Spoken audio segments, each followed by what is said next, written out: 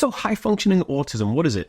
Have you heard that people who have high-functioning autism or Asperger syndrome have high IQs? Well, if you ever wondered that, I'm going to go through all of that right now and exactly explain what that means. So stay tuned, and I'm going to give you some information that you probably never heard anywhere else. Hey guys, welcome back to the Asperger World. My name is Dan. I have a diagnosis of Asperger syndrome, which is ASD level 2, and also ADHD, OCD, and dyslexia. Now, Asperger syndrome and high-functioning autism. These are two terms that people use interchangeably quite often. But what does it actually mean? Why do people use the term high-functioning autism? What do people mean by the term high-functioning autism? And what do people mean by the term Asperger syndrome? Well, let's think about this, okay? Autism is a spectrum or a scale.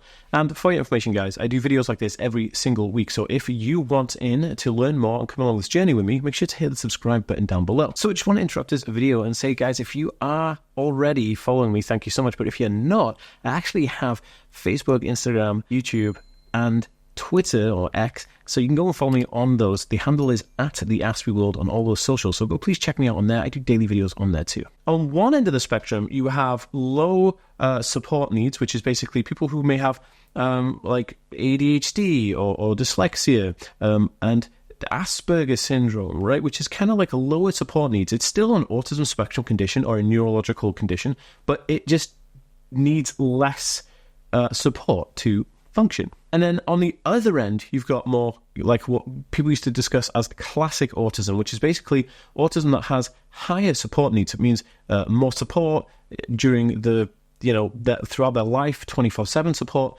And then on the other side of that, so you have savant syndrome, which are people who are disabled with other things. It could be global learning delay, a bunch of other different kind of maybe intellectual issues and social issues along with autism. So you can see the big broad spectrum, and people could be anywhere along this line. However, one of the characteristics of Asperger syndrome or high-functioning autism, so both of those mean exactly the same thing, and both of those just mean autism spectrum somewhere along this line.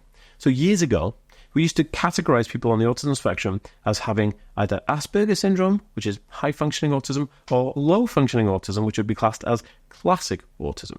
Now, the interesting thing about this is that the DSM, which is basically the guide in America, which was the DSM, which was the diagnostic guide for diagnosing people with certain characteristics that would display these type of traits, did away with the term Asperger syndrome in 2013 from their diagnostic criteria because they said that people who were diagnosed with Asperger's were not getting the correct support where it was needed, So it was needed to be supported for autism, but they had Asperger's written on their diagnostic paper. So they were left out of this kind of pool of help and support in America. So they got away with it and just said it's autism spectrum disorder. And that's how it's been since 2013.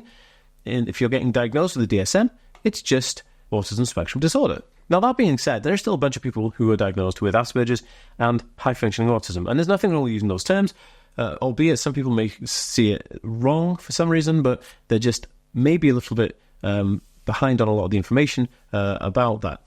So, that being said, where does IQ come into it? Well, when they were first positioning the idea of Asperger syndrome, like how do we identify this in people, right? Okay, guys, I just want to interject and tell you about my favorite fidget toy called the Ono Roller. Now, this thing is my favorite fidget toy, and I use it all of the time, as you can see in these little videos.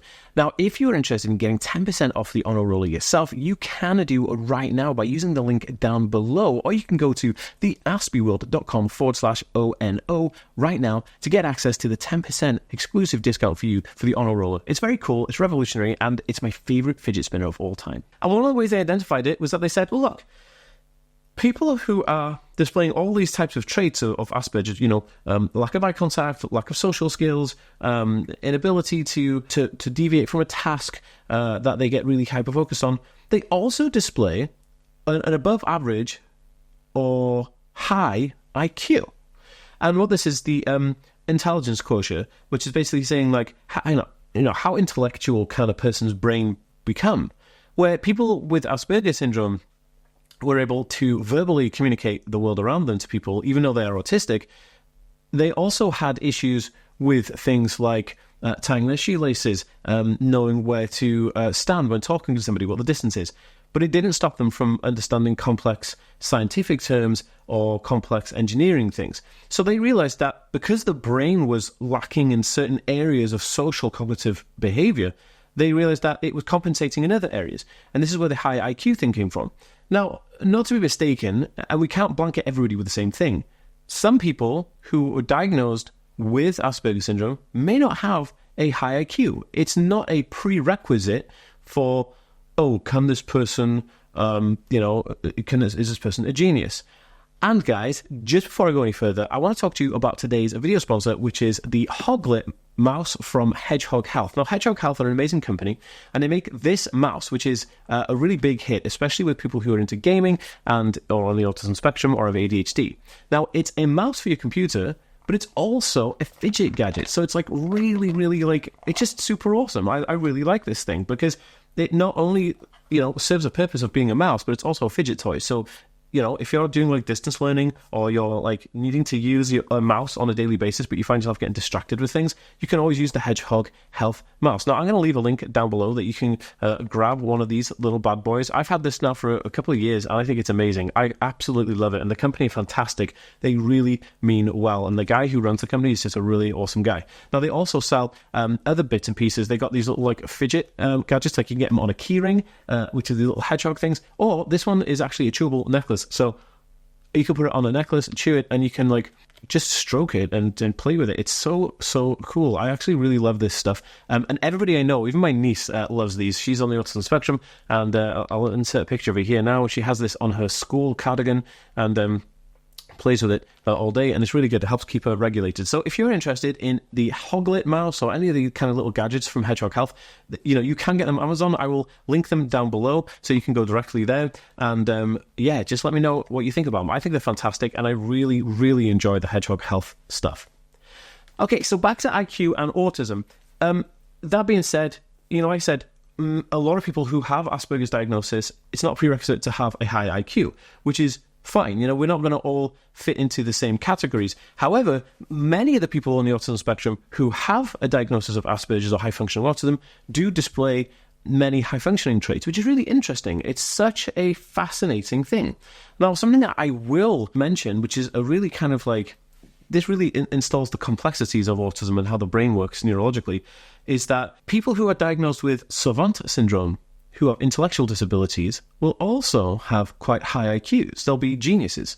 So how do you have a high, intellectual quota, but then also have low or, high needs in intellectual disabilities? That really boggles my mind, boggles my brain. And I think there's something so interesting to be understood there about how the brain works, how neurological paths work. But that is basically typically the idea for it. Now, I've done many videos on Asperger's syndrome and the difference between autism and Asperger's, because there really isn't a difference in the fact that they're both autism, but there is a difference in the fact that why was one named autism, why wasn't one named Asperger's syndrome? And there are some different key differences that set apart low-functioning autism, high-functioning autism, which are the old terms, which is basically lower support needs and higher support needs autism. Now, if you're interested, go to the video at the end of this video, and I'll link it down below as well, so you can check out more on Asperger's syndrome. But in the meantime, keep it real. You're awesome. Peace. Hey, just a heads up, guys, if there are any of you out there who are autistic and you're finding it hard or struggling to cope with situations right now, I actually have a program really affordable called Coping Secrets, or Autism Coping Secrets. Now, you can get access to this by visiting the link in the description down below and looking for Coping Secrets course, or you can go to learnautism.net/coping secrets right now and get access to that course. It's highly recommended. It's my bestseller. Most people that come through my programs will take this one first, and they swear by it. It's a 7-step program. It's really good. Check it out.